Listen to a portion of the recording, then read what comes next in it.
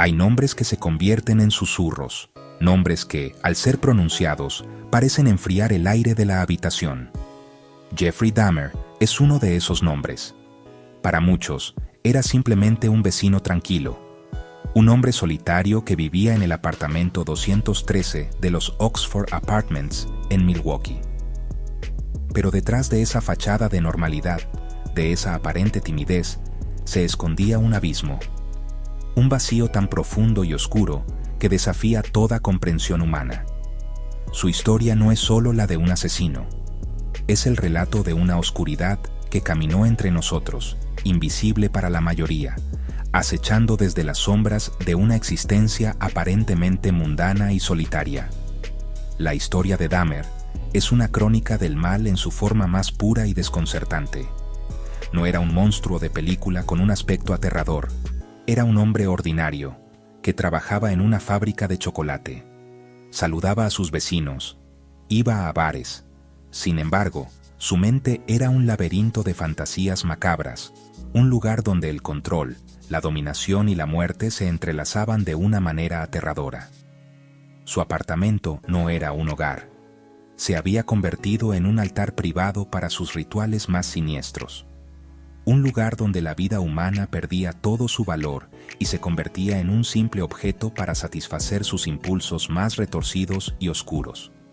El silencio de su edificio era cómplice. Los olores extraños que emanaban de su puerta eran atribuidos a carne en mal estado o a tuberías defectuosas. Nadie podía imaginar la verdad. Nadie quería mirar más de cerca. La mente humana tiende a rechazar aquello que no puede procesar, a buscar explicaciones lógicas para lo ilógico. Y lo que ocurría dentro de esas cuatro paredes era precisamente eso, un desafío a la lógica, una ofensa a la propia naturaleza de la vida. El mal de Dahmer crecía en ese silencio, alimentado por la indiferencia y la soledad de la gran ciudad, expandiéndose como una mancha invisible.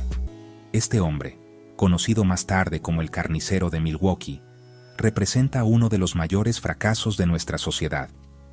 Un recordatorio escalofriante de que el verdadero horror no siempre grita. A veces, simplemente espera en silencio, detrás de una puerta cerrada. Su historia nos obliga a hacernos preguntas incómodas. ¿Cómo es posible que nadie se diera cuenta? ¿Cuántos otros abismos como el suyo existen a nuestro alrededor, ocultos a plena vista? El eco de sus crímenes resuena hasta hoy, una advertencia sombría sobre las tinieblas que pueden anidar en el corazón humano, esperando el momento oportuno para manifestarse. El camino de Jeffrey Dahmer hacia el abismo comenzó mucho antes de los horrores de Milwaukee. Empezó en su juventud, en la soledad de un hogar fracturado. Ya desde adolescente mostraba una fascinación inquietante por la muerte. Recogía animales atropellados de la carretera, no por curiosidad científica, sino por algo mucho más oscuro. Los diseccionaba en una pequeña cabaña detrás de su casa. Quería ver su interior, entender su anatomía, pero sobre todo, quería poseerlos por completo, tener un control absoluto sobre ellos incluso después de la muerte. Ese fue el germen de la pesadilla que estaba por venir. Su primer asesinato ocurrió en 1978, pocas semanas después de su graduación. La víctima fue Stephen Hicks, un joven autoestopista al que llevó a su casa con la promesa de beber unas cervezas. Cuando Hicks quiso marcharse, Dahmer no pudo soportar la idea de que se fuera, de perder el control. Lo mató en un acto de violencia impulsiva y después convivió con el cuerpo. Lo desmembró, ocultó los restos. Este primer crimen marcó un punto de no retorno. Cruzó una línea invisible y descubrió que era capaz de convertir sus fantasías más oscuras en una realidad tangible y aterradora. El monstruo había despertado. Los métodos de Dahmer se volvieron más sistemáticos y calculados con el tiempo. Frecuentaba bares gay y centros comerciales, buscando a hombres jóvenes, a menudo de minorías étnicas. Les ofrecía dinero o alcohol para llevarlos a su apartamento. Su objetivo era siempre el mismo. Media Group, persona atada a una silla. mirada dominante y fría de Jeffrey Dahmer o Stock Distribute Equally, el control total. Drogaba a sus víctimas para dejarlas indefensas. Quería crear zombies vivientes, compañeros que nunca lo abandonarían. Experimentó de formas atroces, perforando cráneos e inyectando ácido en los cerebros de sus víctimas mientras aún estaban vivas, en un intento desesperado y demencial por subyugar su voluntad por completo. Cada asesinato alimentaba su adicción a la dominación y lo hundía más en la depravación. Su apartamento se convirtió en un laboratorio del horror. Guardaba partes de los cuerpos de sus víctimas en el congelador, en barriles con ácido. Incluso llegó a practicar el canibalismo, en un acto final de posesión simbólica, creyendo que así podría hacer que sus víctimas formaran parte de él para siempre. Este descenso no fue súbito. Fue una espiral lenta y metódica hacia la locura, donde cada crimen era más audaz y más grotesco que el anterior, construyendo un museo privado de muerte y desolación. La noche del 22 de julio de 1991, el velo de normalidad se rasgó para siempre. Un hombre llamado Tracy Edwards logró escapar del apartamento de Dahmer. Corrió por las calles, esposado, y alertó a una patrulla de policía. Les contó una historia increíble, una historia de terror. Habló de un hombre extraño, de un cuchillo, de un olor nauseabundo y de fotografías de cuerpos desmembrados. Los agentes, aunque escépticos al principio, decidieron acompañarlo de vuelta al apartamento 213. No podían imaginar que estaban a punto de abrir la puerta al infierno mismo, a un lugar que cambiaría sus vidas para siempre. Lo que encontraron los agentes dentro de ese pequeño apartamento desafiaba toda descripción. El olor a muerte y a productos químicos era insoportable. Encontraron fotografías Polaroid que documentaban cada paso de sus macabros actos. Había cabezas humanas en el frigorífico y en el congelador. Un corazón estaba guardado. En un gran barril azul, encontraron varios torsos disolviéndose en ácido. Había esqueletos, cráneos pintados, herramientas de carnicero. Era una escena sacada de la peor pesadilla, una evidencia abrumadora de una carnicería que se había prolongado durante años, a pocos metros de sus vecinos. Dahmer, extrañamente tranquilo, simplemente dijo: "Por lo que he hecho, debería estar muerto". La noticia cayó como una bomba sobre Milwaukee. La comunidad quedó paralizada por el shock y el horror. El miedo se apoderó de la ciudad. ¿Cómo pudo ocurrir algo así? ¿Cómo pudo un hombre cometer tales atrocidades sin que nadie se diera cuenta? La comunidad, especialmente la comunidad gay y las minorías étnicas que fueron sus principales víctimas, se sintió traicionada y abandonada.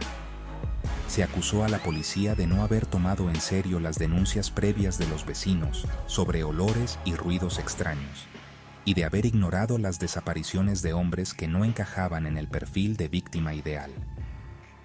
La herida que Dahmer dejó en la ciudad fue profunda y duradera, no solo por la brutalidad de los crímenes, sino por la revelación de una indiferencia social que permitió que el monstruo cazara con impunidad. El caso expuso las grietas del sistema, el prejuicio y la negligencia. Los Oxford Apartments, el edificio donde ocurrieron tantos horrores, se convirtieron en un símbolo de la tragedia. Finalmente, fue demolido, en un intento de borrar físicamente la mancha que Dahmer había dejado.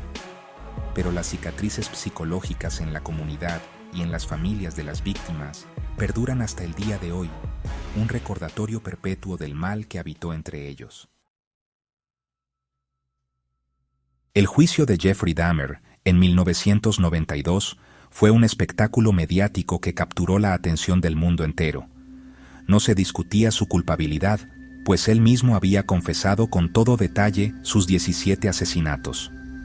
El debate central era su estado mental. ¿Estaba loco? ¿O era la encarnación de un mal consciente y calculador? Su defensa argumentó que sufría de una enfermedad mental, una necrofilia irrefrenable que le impedía distinguir el bien del mal.